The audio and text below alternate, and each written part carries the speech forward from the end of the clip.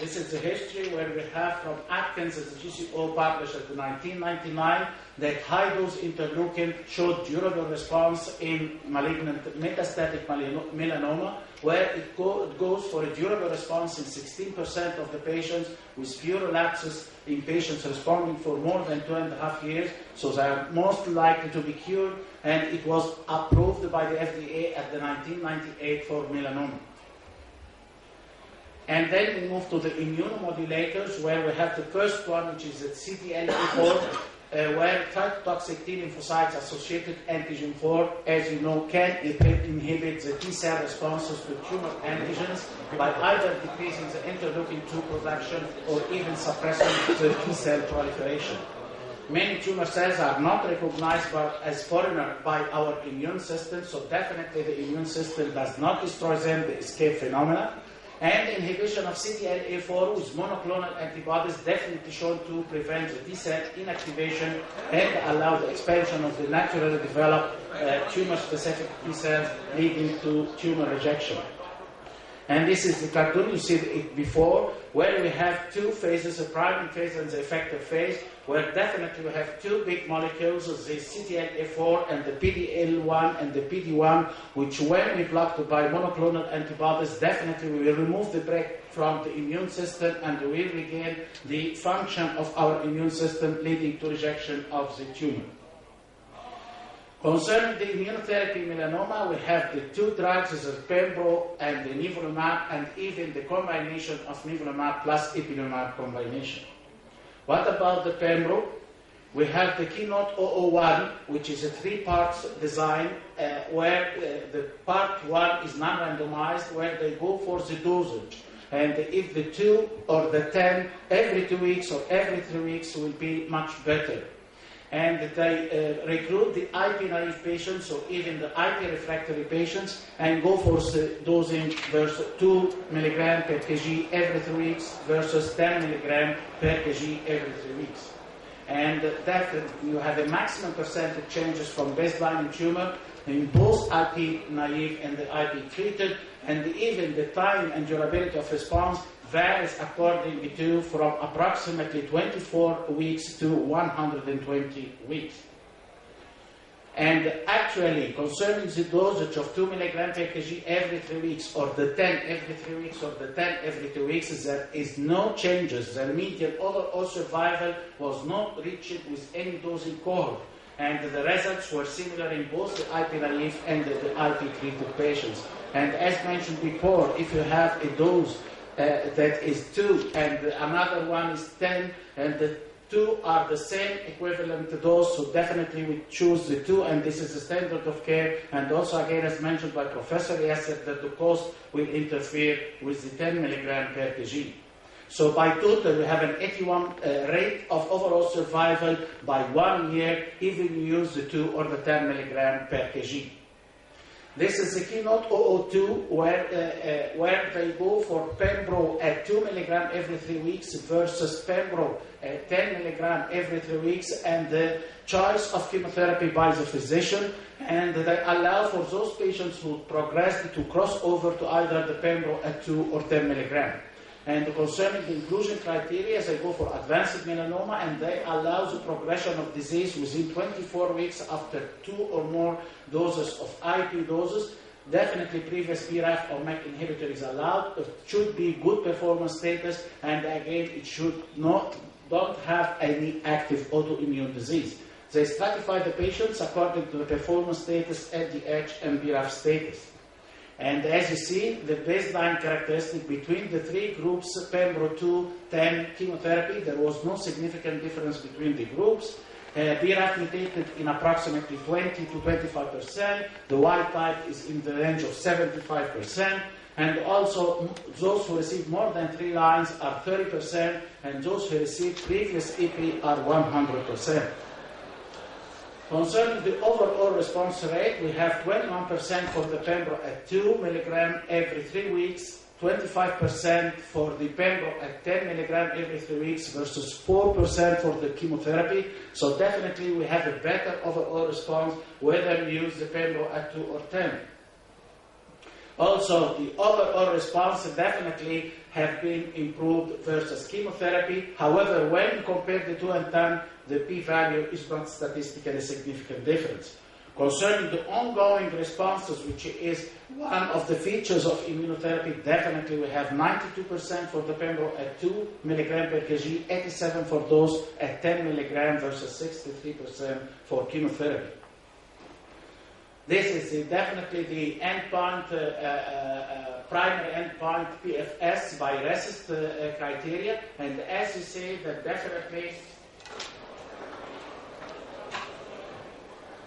the 2 and the 10 mg kg pembro act almost the same, the two upper curves versus chemotherapy, the third curve, and definitely we have a median progression-free survival which is 5.4 and 5.8 for the pembro versus 3.6 for the chemotherapy, and also we have a very good hazard ratio of 0.57 and 0.50 for pembro, which means that we have a 43 to 50% reduction in the risk of progression.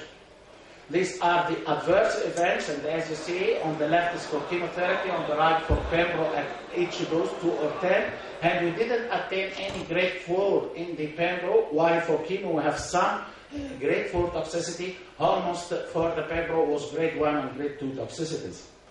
Not only that, but the itis or the hepatitis, colitis, pneumonitis definitely was quite comparable between 2 milligram and 10 milligram. However, for any grade, we have some more in the 10 milligram per kg for the pembrolizumab.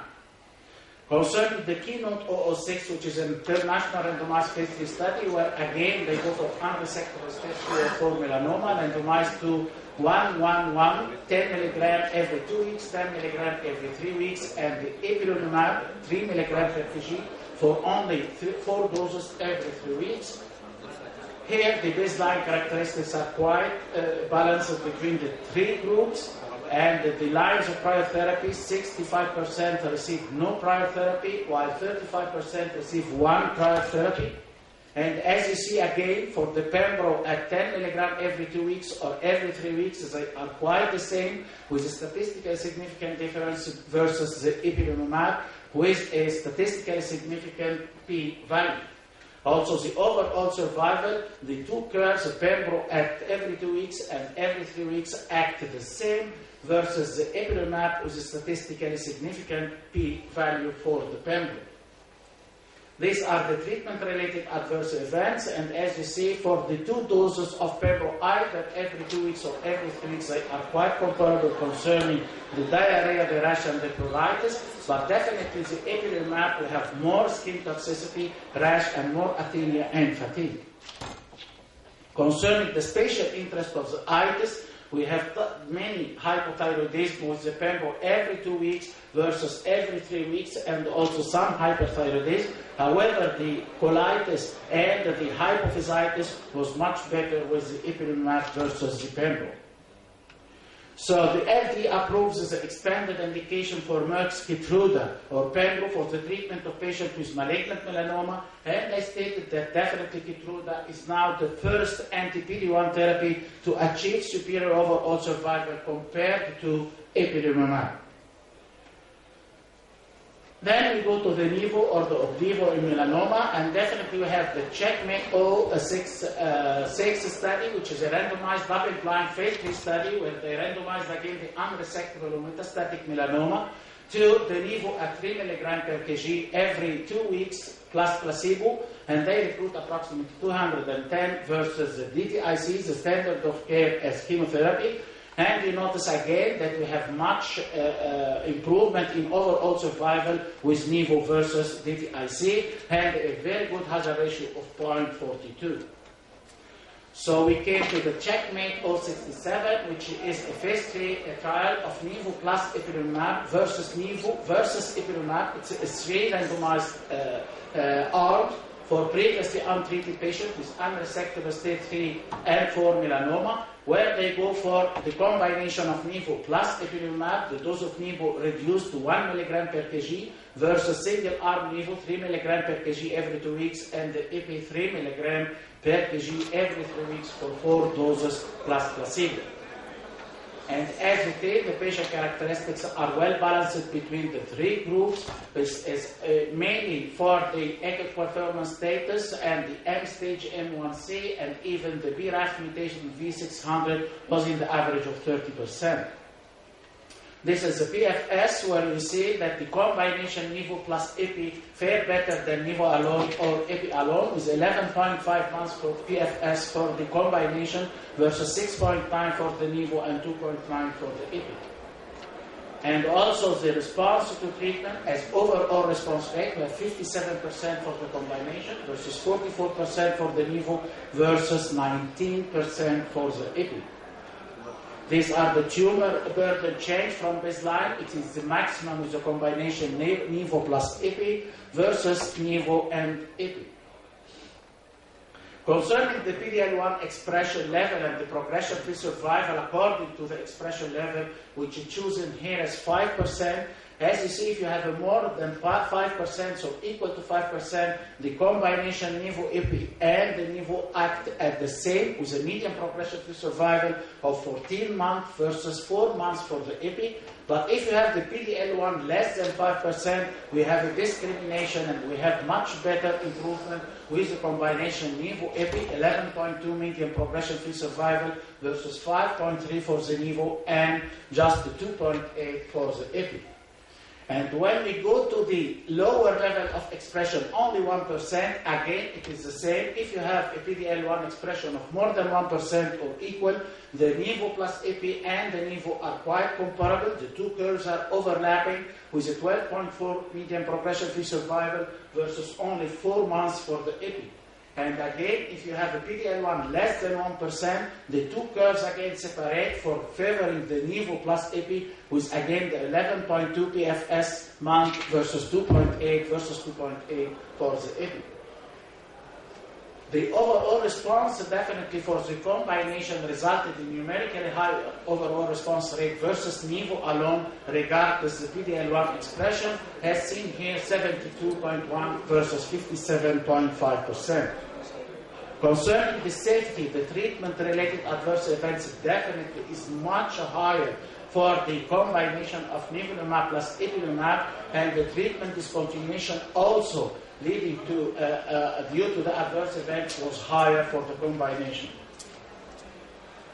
So they conclude that yes, Nivo alone and Nivo plus Ipi significantly improved the PFS and overall response versus Ipi alone in patients with previously untreated melanoma. The safety profile was consistent with earlier experience, and based upon available evidence, the combination represents a means to improve the outcome versus Nivo alone, particularly for patients whose tumors have less than 5% PD-L1 expression. And if you see the NCCN guidelines version 1, 216, you can go for metastatic and unresectable disease immunotherapy, anti-PD-1 monotherapy. We have the two drugs, as Pembro and Nivo, and both are category 1. And the Nivo plus ipilimumab, it is also a category 2A. So my take-home message is that definitely we have two blockades in the immunotherapies, the CTLA-4, that can induce long-lasting response in a subset of patients with metastatic melanoma. Also, the PD-1 blockade induces response by releasing the checkpoint or the brake that limits the immune response to melanoma.